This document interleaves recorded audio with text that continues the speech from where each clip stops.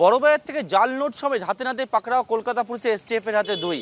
যে বিষয়ে জানা যাচ্ছে, এই যে জায়গায় আমরা দাঁড়িয়ে রয়েছি বড়বাজারের এই যে কটন স্ট্রিট, এই কটন স্ট্রিটে এই ট্যাক্সিতে করে দুজন আসে বলে জানা যায়। যার মধ্যে একজন মোহাম্মদ আক্তার এবং দ্বিতীয় হচ্ছে মোহাম্মদ আবিদ, মঙ্গলবার রাত্রিবেলা।